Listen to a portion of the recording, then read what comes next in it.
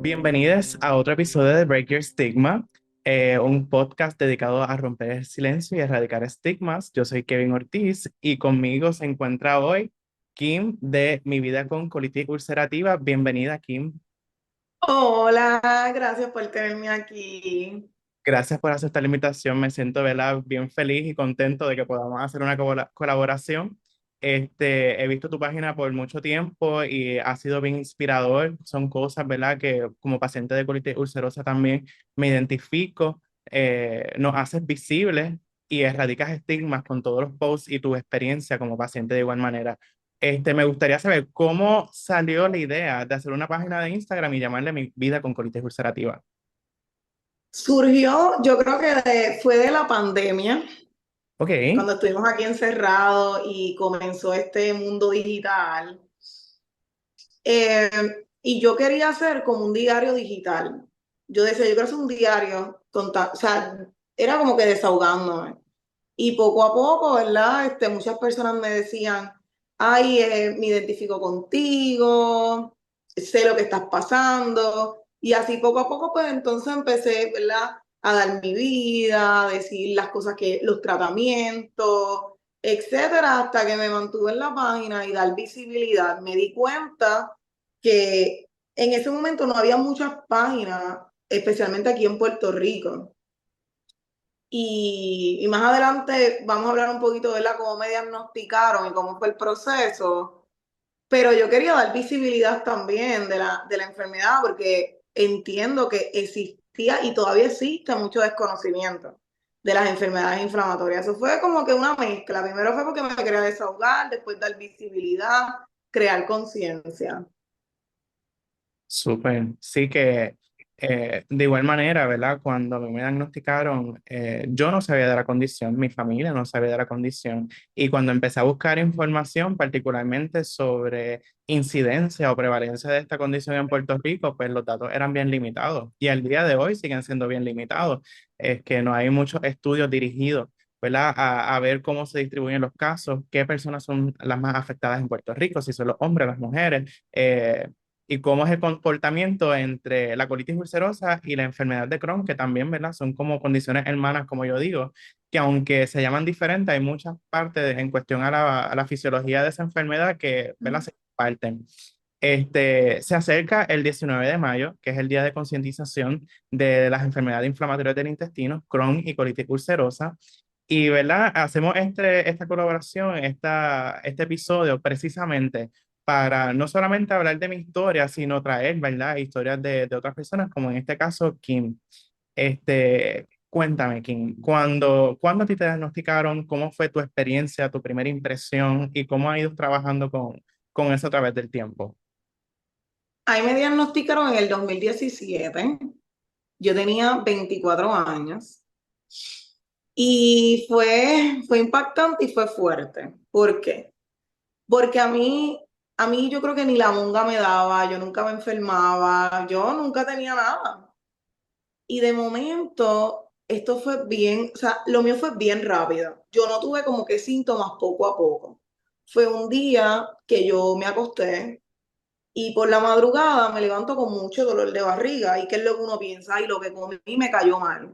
Lo que yo comí me cayó mal, yo fui para el baño y de momento veo un sangrado bien intenso. O sea, de la primera yo tuve un sangrado bien intenso. Obviamente esa primera impresión jamás se me va a olvidar. Fue bien chocante para mí porque uno piensa lo peor. Cuando uno ve eso, uno dice, ¿qué es esto? Recuerdo que hasta yo lloré, yo empecé a llorar porque yo decía, no sé lo que tengo. Y recuerdo que yo llamo a mi mamá y le cuento, y dentro de la ignorancia o, ¿verdad? O de la falta de conocimiento, ella me dice, Kim, tranquila, porque eso fue que ayer comimos pasta y eso lo más seguro es salsa roja. O sea, esa era, mira porque jamás. Y ese mismo día yo tenía mucho dolor, a mí me daba mucho dolor de estómago ese mismo día. Y yo recuerdo que mi padrastro me dijo, no, tú tienes que ir a un gastro. Y yo decía, ¿un gastro? ¿Qué es eso? Entonces yo no sabía. ¿Y dónde yo consigo un gastro? de hoy para hoy. Recuerdo que fui al hospital en Cagua. Yo fui piso por piso a ver quién me atendía y nadie me quería atender, porque obviamente era por cita previa. Yo me recuerdo que yo le lloré a una secretaria y le dije, mire, yo estoy sangrando de la nada desde que me levanté y yo estoy bien preocupada. Y obviamente lo primero que me dijeron fue, tienes que ir a sala de emergencia. Yo voy a sala de emergencia y estuve, ¿verdad?, varias horas y cuando me atienden me dicen, ellos no me examinaron, no me hicieron nada, ellos simplemente me dijeron, mira, tienes hemorroides, Mm, eso está bien común hoy día y más de tu edad, me recetaron, recuerdo que una crema, gracias. Y yo, pues pienso que tengo hemorroides. Llego a mi casa y yo veo que fue empeorando. Y yo iba al baño, era como que cada hora, y esto seguía y seguía y seguía. Yo decía, esto no es normal. Y todo esto en un solo día, porque a mí me dio todo bien rápido, no fue como que poco a poco. Recuerdo que al otro día voy a buscar la crema en la farmacia y llegó un momento en que yo no tenía ni fuerza. Y lo que había pasado era 24 horas y yo no tenía fuerza. Y ahí fue que mi mamá, cuando me vio, me dijo, no. No, ella me dijo, no, esto no es eso, esto no puede ser, mira cómo tú estás. De ahí fui a otro hospital, a sala de emergencia, y en ese hospital me hospitalizan. Me hospitalizaron y me diagnosticaron con otra cosa. Me dijeron que tenía, ¿qué fue lo que me dijeron? No recuerdo, pero era algo relacionado con que había comido algo dañado. Mira, lo más seguro te comiste algo dañado, tienes el estómago así, etcétera. Yo estuve, recuerdo, de casi 2 semanas. Pues yo no mejoraba, yo no mejoraba, yo no mejoraba.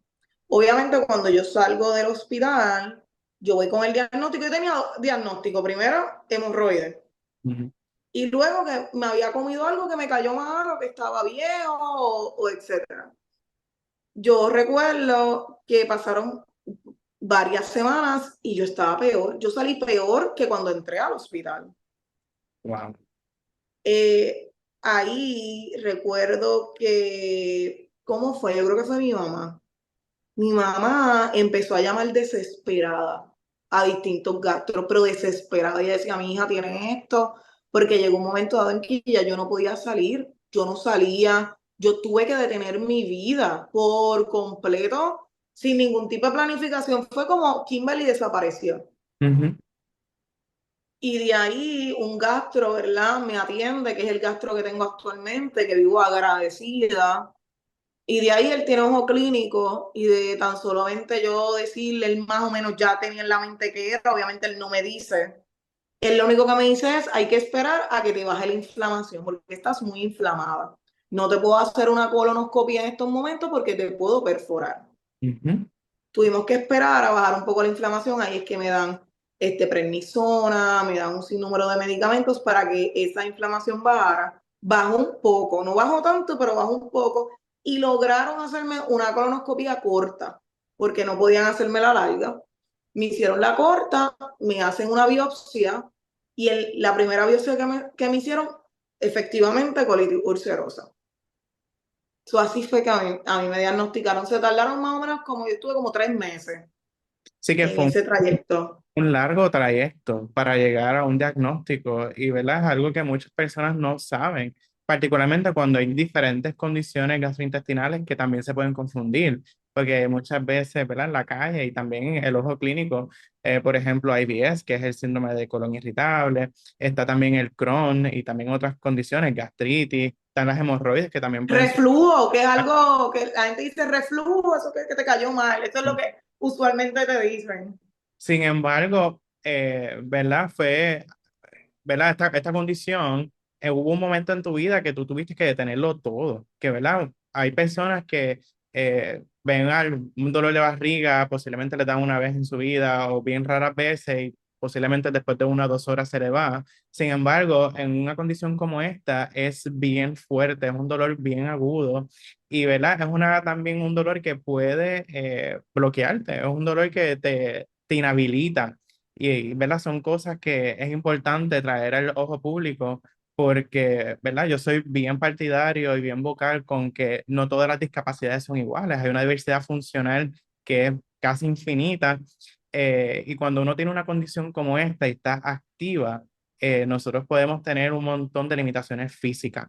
Y además de eso, ¿verdad? Es un largo trayecto para llegar y concluir y, ¿verdad? Estar certero de que realmente ese diagnóstico. Es bien familiar con mi caso también. Yo estuve como 2 años realmente esperando recibir un diagnóstico como este, pero a diferencia tuya, Kim, cuando yo tuve mi sangrado bien fuerte, porque también empecé de esa manera, yo no me atreví a hablar. Yo me quedé callado, sentía mucho miedo, sentía vergüenza, porque yo decía, contra, ¿cómo yo voy a hablar sobre Mm, sí? Y como que me encajoné en mí mismo, hasta que pues, recibí un diagnóstico, y me empoderé con información y entonces tuve esa fuerza de romper entonces mi silencio para hablar, hacer conciencia y demás. mm. Así fue también como tú también desarrollaste esa fuerza para hablar, para ser bien vocal con este tipo de condición y ser vulnerable ante los ojos de un montón de personas que a lo mejor no te conocen y tampoco de la condición. ¿Cómo describirías ese proceso? Yo creo que primero cuando yo me recuerdo que a las primeras personas que se lo dije fue a mi mamá y a mi padrastro. A ellos yo creo que fue más mi personalidad, ¿verdad? Yo soy una persona, siempre lo he sido, de que me preocupo, yo me sobrepreocupo, que eso también es un detonante para la enfermedad. Sí, Cuando uno sobre piensa sobre todo. Y mi personalidad hizo que yo llamara a mi mamá rápido y se lo contara. Sí, se lo conté a ellos, ¿verdad? Que fueron para mí clave ¿verdad? Para recibir el diagnóstico, para el tratamiento y todo lo que hemos vivido. Para yo hablarlo con las personas, a mí me toma un poquito de tiempo, pero yo creo que fue más el aceptarlo, porque a mí se me hizo difícil aceptarlo, a mí se me hizo difícil porque no es simplemente cuando te diagnostican, tienes colitis ulcerosa, es la otra parte y es de por vida. Ahí fue ese pequeño gran detalle, a mí me impactó porque yo estaba en un proceso, yo estaba recién graduada de bachillerato, yo tenía unos planes inmenso, ¿verdad? Y de momento estar hospitalizada, porque a mí me han hospitalizado muchísimas veces, pero ese primer año yo salía del hospital, no pasaba un mes que volví otra vez. Y cuando yo logro aceptar que tengo una enfermedad, cuando yo logré aceptar que tenía que hacer modificaciones en mi vida, porque yo no quería cambiar mi estilo de vida, yo quería mantener lo mismo sin poderme parar de una cama, o sea, eso era imposible, o sea, de una forma u otra uno tiene que modificar un montón de cosas y más este tipo de enfermedad que no es, te dicen, es que viene de distinto, puede ser ambiental, genético, por la comida, etcétera, o sea, y tú dices, ok, pues uno no sabe por dónde atacar eso que uno hace. Uno ataca todo. Pues yo voy a cambiar mi alimentación, yo voy a tratar de tener una vida más relajada, quiero estar en un buen ambiente, no quiero estresores en mi vida. uno no sabe de dónde es que viene tampoco y al día de hoy no se sabe, se habla de factores genéticos, de factores ambientales, de la misma salud mental, son diferentes factores que pueden contribuir, ¿verdad? Al desarrollo de condiciones como esta y, ¿verdad? Cuando uno empieza esa parte del diagnóstico y los primeros pasos después del tratamiento, uno hace un cambio radical en su vida. Y además de eso, es no solamente aceptar la condición, ¿verdad? Y el tratamiento, sino también esos cambios al estilo de vida, que pueden ser bien radicales, pueden ser bien abruptos y que pueden, ¿verdad? Afectar también nuestra salud mental y la forma en que nosotros socializamos con otras personas. Yo recuerdo que cuando yo empecé el tratamiento y estaba en mis caminos hacia la remisión, yo no me atrevía a salir de mi casa. La realidad, yo no me atrevía a salir de mi casa por miedo a que me pase algo afuera, por ejemplo, que no pueda aguantar, que yo manche el pantalón o que manche cualquier otra cosa, que me dé un dolor intenso de momento. Al igual, ese estado de estar preocupándose todo el tiempo, esa ansiedad, son cosas que uno las va trabajando porque también pues, afectan a uno, afectan, ¿verdad? Su vida y la manera en que socializa y hace sus tareas. Y hablaste de algo bien importante, esa parte de la carga del diagnóstico, esa parte de aceptar y esa parte también de pasar por un proceso de pérdida, porque de estar completamente saludable o que uno auto se denomine como Mm. saludable a pasar a tener este label de persona enferma, como que esa pérdida de las habilidades, de libertades que tienes, pues es algo, ¿verdad? Que toda persona cuando se le diagnostica con una condición crónica o con cualquier otra condición, pues tiene que trabajar, ¿verdad? Esa parte del proceso de pérdida. ¿Tú consideras también que pasaste por ese proceso de pérdida en tu proceso aceptando tu diagnóstico con colitis ulcerosa? Sí, yo creo que esto es un duelo. O sea, uno pasa un duelo porque es como, ¿verdad? Como estaban mencionando. Yo recuerdo cosas tan sencillas como que una amiga tuya te invite a tomarte un café y uno decirle, mira, no puedo, porque mi mayor miedo cuando yo estoy, ¿verdad? En un brote son los tapones. A mí en carretera siempre me ataca. Y entonces yo prefiero estar en mi casa, ¿verdad? En la comodidad de uno. Y la realidad es que uno tampoco se atreve a usar cualquier baño, porque ese es otro tema. O sea, no cualquier baño es para usarse. Entonces, estamos hablando que aquí también está envuelto la higiene, que, ¿verdad? Uno puede tener colitis y quizás puede desarrollar una bacteria, otra cosa, ¿verdad? Por el mismo desespero, porque el mismo desespero de uno hace que uno use el baño donde sea. Y por ese miedo era que yo decía, yo me quedaba aquí en mi casa, literalmente me quedaba porque la misma vergüenza, el mismo de que, mira, no sé qué va a pasar, es que uno no tiene ni fuerza, literal, cuando uno no tiene ni fuerza para salir, entonces ahora no, ahora sí hay muchos cambios en cuestión de menú y hay mucha variedad, pero en aquel momento no había mucha variedad, todo era bien grasiento, o todo no había nada así, había Sí, muchas cosas con entrado. condimentos, que era bien, ¿sabes? No es lo mismo de ahora, ahora pues hay variedad en el menú y uno puede encontrar distintas alternativas, pero hasta uno mismo yo misma decía, mira, no, yo como aquí en casa o iba a los sitios, ya yo había comido antes, ya yo llegaba al sitio llena, para evitar, ¿verdad? Porque muchas veces yo pasé hambre, porque había lugares en que yo decía, si me como eso, Dios mío, yo voy a tener que estar en el baño, soy yo como cuando salga de aquí. Y a veces uno sin decir nada, uno dice, ay, no, gracias.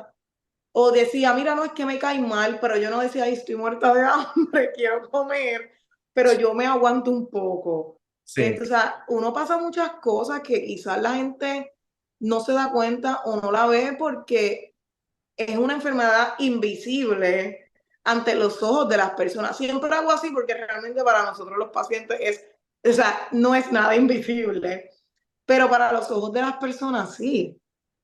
Y, y sí es un proceso de duelo, o sea, todo porque uno cambia completamente la rutina en todo sentido. Igual las personas que están alrededor de nosotros también modifican Sí. para nosotros sentirnos cómodos y también sentirnos bien. Y a veces tú no se sientes culpable, porque uno dice, ay, yo sé que ellos están haciendo eso por mí.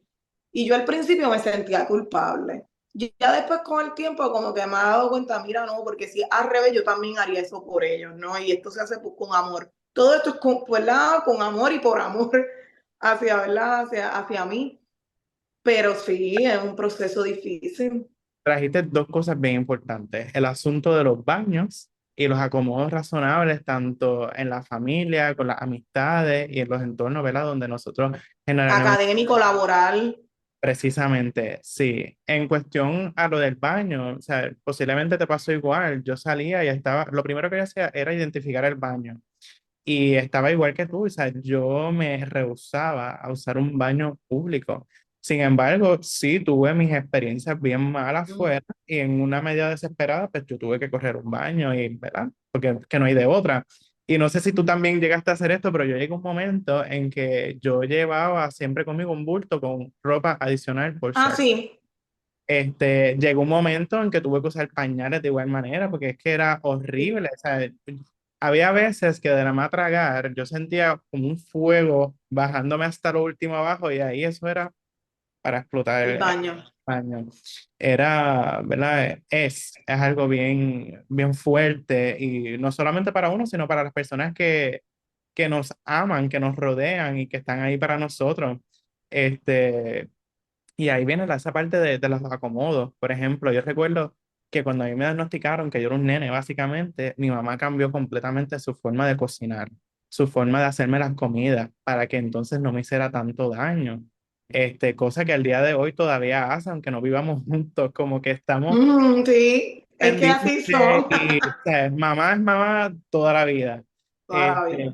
Y cuando uno también sale a comprar comida o a compartir con amistades, yo llegué a un punto en que yo dije, ustedes tienen que ser mis aliados, mira, esta es la que hay, yo tengo esto, esto y esto, si ustedes me ven así, este es el plan de acción, no puedo comer esto, no puedo comer lo otro. Y de esas maneras, pues yo he aprendido también ¿verdad? Sobrepasar esos obstáculos físicos y mentales que uno mismo se pone, ¿verdad? Cuando uno tiene una condición como esta.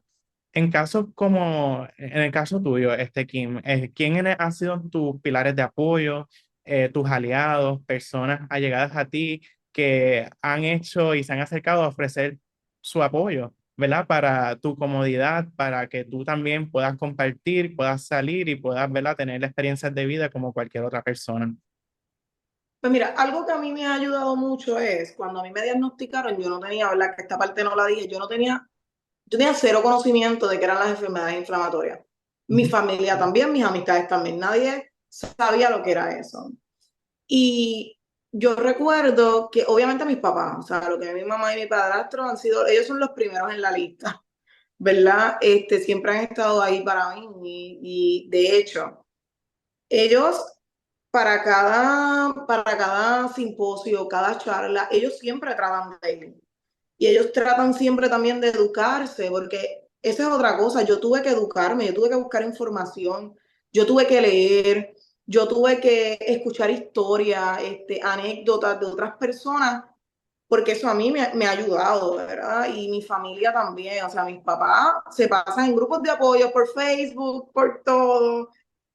Cada vez que yo tengo una duda con un medicamento, yo mira que me dieron este medicamento, tiene estos efectos secundarios, y ellos, déjenme verificar, y ellos chequean, porque esto es como que un trabajo en equipo, y ellos, ¿verdad?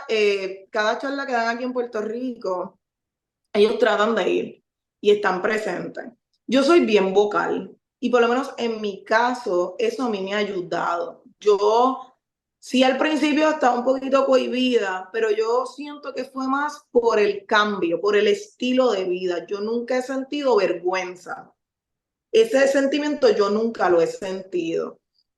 Y yo creo que, ¿verdad? Tiene que ver también con mi personalidad. Yo soy bien vocal, digo las cosas y eso me ha ayudado, porque por ejemplo, cuando yo comencé a estudiar, yo fui con un panfleto, me recuerdo, con un folleto. Yo fui con un folleto y dije, mira, yo tengo esto y se lo dejé a los profesores, a mis compañeros también, mis familiares también que no tienen el conocimiento. Cada vez que yo veo algo por internet lo envío, algún artículo, yo doy share y lo comparto. Si lo leen bien y si no también, yo cumplo, ¿verdad? Con que lo puedan leer. Y gracias, ¿verdad? Gracias a Dios he tenido la dicha de las que las personas a mi alrededor son bien comprensivas. O sea, mis amigos son bien comprensivos, ellos tratan siempre de buscar la manera de no, mira, vamos a hacer esto porque Kimberly quizás pues esto le va, ¿verdad? No le va a hacer bien, o etcétera. O sea, ellos han sido bien comprensivos. Pero yo creo que ha sido porque he sido bien vocal. Yo digo mucho, yo hablo mucho y otra cosa que me pasó, la última vez que a mí me hospitalizaron, por ejemplo, mis abuelitos nunca me habían visto con un brote. Ellos nunca me habían visitado un hospital. Ellos sí sabían que yo tenía una enfermedad, pero como que hasta ahí. Y yo recuerdo que cuando a mí me dan de alta, mi abuela me fue a visitar a la casa. Y cuando mi abuela me vio, empezó a llorar. a llorar, a llorar, a llorar. Y en una que yo salí del baño, ella me decía, Dios mío, no es hasta que uno lo ve que uno no, o sea, uno no sabe lo grave que es.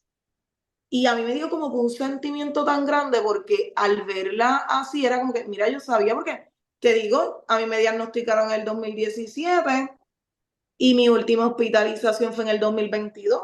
No fue hasta el 2022 que ella me ve y ahí ella dice, oh, como que ahí fue como que no quiero decir que lo creyó, porque ella sí sabía que yo estaba enferma, pero la severidad, lo complejo que es, ella como que no lo había como que pensado hasta que me dio y ella empezó a llorar. Y eso me dio mucho sentimiento también. So, ¿verdad? Cada persona que está a mi alrededor ha sido de maneras distintas. Tengo amistades que han sido así porque me han visto en el proceso, otros porque han leído y han buscado, ¿verdad? Cada persona, pero yo doy gracias a Dios que las personas que están a mi alrededor han sido de gran apoyo. Sí, es que es algo bien importante en un proceso como este de tener una condición crónica, ¿verdad? Que como tú dices, eso es de por vida hasta que no aparezca una cura.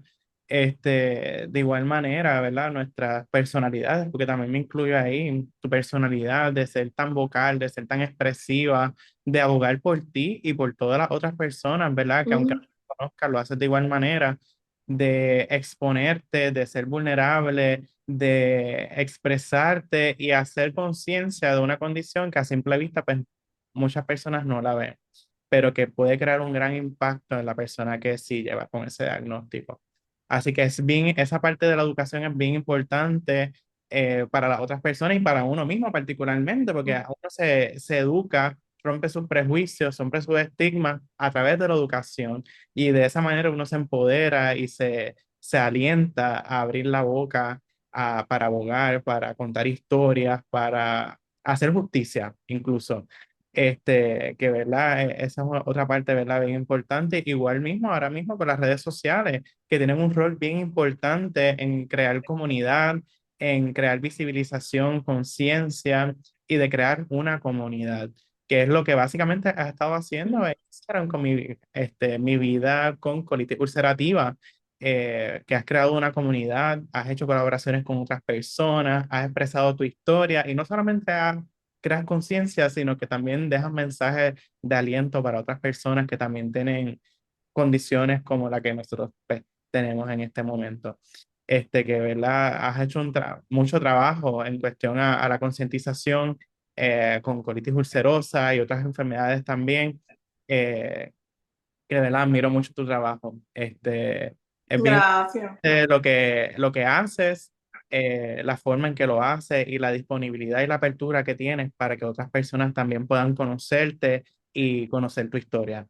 Yo creo que con esto podemos ir poco cerrando, ¿verdad? Para hacer conciencia a hoy, 19 de mayo, el Día Mundial de las Enfermedades Inflamatorias del Intestino. Te doy las gracias, Kim, por No, permitirme, gracias a ti por eh, esto y por lo que estás haciendo, de verdad. Que es por, bien, bien importante. y lo que tú haces también, gracias. Lo que hacemos verdaderamente ilustra no solamente nuestras historias, sino hacen eco de todas esas historias que al día de hoy no se han podido contar por miedo, por vergüenza, ¿verdad? Como nosotros también habíamos expresado a un inicio con nuestra condición. Bien agradecido de que hayas estado aquí conmigo, contando tu historia, siendo vulnerable y haciendo conciencia y haciéndonos visibles.